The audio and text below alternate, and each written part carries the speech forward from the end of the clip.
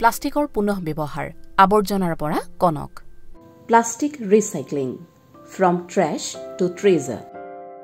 আমি প্ৰতিদিনে ব্যৱহাৰ কৰা টুথব্ৰাছৰ পৰা আৰম্ভ কৰি আমাৰ প্ৰিয় পানীৰ বটললৈকে আনকি আমাৰ কাপোৰ কানিলৈকে সকলোতে প্লাষ্টিক আছে আমি এই বস্তুবোৰ এবাৰ ব্যৱহাৰ কৰাৰ পিছত আটাইতকৈ উৎকৃষ্ট বিকল্প হ'ল পুনৰ ব্যৱহাৰ কৰা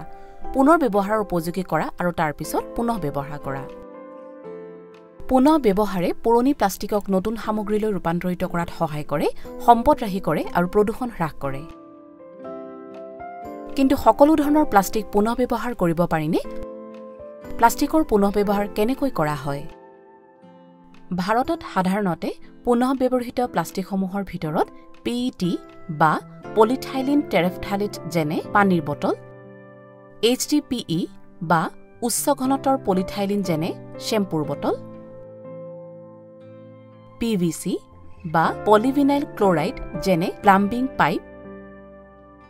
LDPE বা কম ঘনত্বৰ পলিথাইলিন যেনে গাখীৰৰ পেকেট আৰু PP বা পলিপ্ৰপিলিন যেনে খাদ্য থোৱা প্লাষ্টিকৰ টেমা আৰু ষ্ট্ৰ আদি অন্তৰ্ভুক্ত দুৰ্ভাগ্যজনকভাৱে সকলো প্লাষ্টিকৰ সামগ্ৰী সহজে পুনঃ ব্যৱহাৰ কৰিব নোৱাৰি তেনে কেইটামান প্ৰকাৰ যেনে কিছুমান খাদ্যৰ পেকেজিং যিবোৰ বহুস্তৰীয় প্লাষ্টিকৰ পৰা তৈয়াৰ কৰা হয় সেইবোৰ পুনঃ ব্যৱহাৰ কৰাটো কঠিন কাৰণ সেইবোৰ বিভিন্ন ধৰণৰ প্লাষ্টিক একেলগে মিহলাই তৈয়াৰ কৰা হয় এইবোৰ প্ৰায় ডাম্পিং গ্ৰাউণ্ডলৈ যায় তোমাৰ ঘৰত বহুস্তৰীয় প্লাষ্টিক MLPৰ পৰা তৈয়াৰী কিমান বস্তু আছে জানিবলৈ চেষ্টা কৰা আহা প্লাষ্টিকৰ পুনঃ ব্যৱহাৰ বুজিবলৈ আৰু প্লাষ্টিকক কেনেকৈ নতুন সামগ্ৰীলৈ ৰূপান্তৰিত কৰিব পাৰি তাক চাবৰ বাবে এটা ভ্ৰমণলৈ যাওঁ এই সকলোবোৰ তোমাৰ পৰাই আৰম্ভ হয় যেতিয়া তুমি তোমাৰ প্লাষ্টিকৰ বটল টেমা বা অন্যান্য বস্তুৰ জাবৰৰ দম সংগ্ৰহ কৰা লোকক বা কাৱাৰীয়ালাক দিয়া তেতিয়া সেইবোৰ শেষত গৈ ওচৰৰে সামগ্ৰী পুনৰ উদ্ধাৰৰ সুবিধাত গোটাই ৰাখে সামগ্ৰী উদ্ধাৰৰ সুবিধাত প্ৰথম পদক্ষেপটো হ'ল সংগ্ৰহ কৰা জাবৰসমূহ পৃথক পৃথক কৰি লোৱা প্লাষ্টিক বিভিন্ন প্ৰকাৰৰ আছে আৰু প্ৰতিবিধ প্লাষ্টিকৰ বাবে বেলেগ বেলেগ ধৰণৰ প্ৰক্ৰিয়াৰ প্ৰয়োজন হয় কৰ্মচাৰীসকলে প্লাষ্টিকৰ প্ৰকাৰ আৰু ৰঙৰ ওপৰত ভিত্তি কৰি পৃথক কৰে উদাহৰণস্বৰূপে সকলো PET বটল HDPE বটলৰ পৰা পৃথক কৰা হয় তাৰ পিছত ৰঙৰ ওপৰত ভিত্তি কৰি বিভক্ত কৰা হয় প্লাষ্টিকসমূহ পৃথক কৰি ললে ভিন্ন প্ৰকাৰৰ প্লাষ্টিকসমূহ সঠিকভাৱে পুনঃ ব্যৱহাৰৰ উপযোগী কৰাৰ ক্ষেত্ৰত নিশ্চিত হ'ব পাৰি কিয়নো বিভিন্ন ধৰণৰ প্লাষ্টিকৰ ৰাসায়নিক গঠনৰ ওপৰত নিৰ্ভৰ কৰি অনন্য গুণ থাকে পৃথক কৰি লোৱা প্লাষ্টিকসমূহৰ দম বনাই পুনঃ ব্যৱহাৰৰ বাবে লৈ যোৱা হয়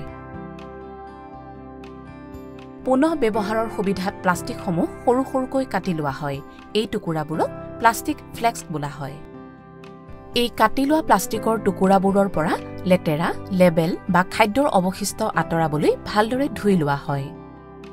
উচ্চমানৰ পুনঃ ব্যৱহৃত সামগ্ৰী সৃষ্টি কৰিবলৈ পৰিষ্কাৰ প্লাষ্টিকৰ টুকুৰাৰ প্ৰয়োজন হয় তাৰ পিছত এই পৰিষ্কাৰ প্লাষ্টিকৰ টুকুৰাবোৰ গলাই লোৱা হয় কল্পনা কৰাচোন বৰফৰ টুকুৰা এটা গলি পানী হোৱাৰ দৰে প্লাষ্টিকৰ ক্ষেত্ৰটো একেই হয় তাৰ পিছত গলি যোৱা প্লাষ্টিকসমূহক সৰু সৰু ফুটাবোৰৰ মাজেৰে ঠেলি দীঘল সূতা তৈয়াৰ কৰা হয় যিবোৰ শস্যৰ গুটিৰ দৰে সৰু সৰুকৈ কাটি লোৱা হয় ইয়াক পেলেটছ বুলি কোৱা হয় এই পেলেটছ নতুনকৈ প্লাষ্টিকৰ সামগ্ৰী বনোৱাত কেঁচামাল হিচাপে ব্যৱহাৰ কৰা হয় এই পেলেটছবোৰক পুনৰ গলাব পাৰি আৰু বিভিন্ন ধৰণৰ নতুন সামগ্ৰীসমূহত ব্যৱহাৰ কৰিব পাৰি ইয়াৰ পৰা নতুন বটল কণ্টেইনাৰ খেলা বস্তু আৱৰ্জনা ভৰোৱা বেগ আৰু বহুত বস্তু বনাব পাৰি কিন্তু এই প্ৰক্ৰিয়াটো কেৱল এটা নিৰ্দিষ্ট সংখ্যাতহে পুনৰাবৃত্তি কৰিব পাৰি প্লাষ্টিকৰ পুনঃ ব্যৱহাৰ কৰি আমি ডাম্পিং গ্ৰাউণ্ড আৰু সাগৰলৈ যোৱা আৱৰ্জনাবোৰৰ পৰিমাণ কম কৰাত সহায় কৰোঁ ইয়াৰ জৰিয়তে শক্তি আৰু প্ৰাকৃতিক সম্পদসমূহৰো ৰাহি হয় কিন্তু এতিয়ালৈকে গোটাই থোৱা মুঠ প্লাষ্টিকৰ মাত্ৰ 9%হে পুনঃ ব্যৱহাৰ কৰা হৈছে প্লাষ্টিক পুনঃ ব্যৱহাৰৰ নিজস্ব সীমাবদ্ধতা আছে প্ৰতিবাৰেই প্লাষ্টিক পুনঃ ব্যৱহাৰ কৰিলে ইয়াৰ মানদণ্ড কমি যায় অৰ্থাৎ আমি প্লাষ্টিকৰ ব্যৱহাৰ হ্ৰাস কৰা আৰু অধিক বিকল্প বিচাৰি উলিওৱাটো গুৰুত্ব দিব লাগিব সেয়ে আমাৰ পৃথিৱীখনক পৰিষ্কাৰ আৰু সেউজীয়া ঠাই হিচাপে গঢ়ি তোলাৰ ক্ষেত্ৰত নিজৰ নিজৰ অৰিহণা আগবঢ়োৱা প্ৰয়োজন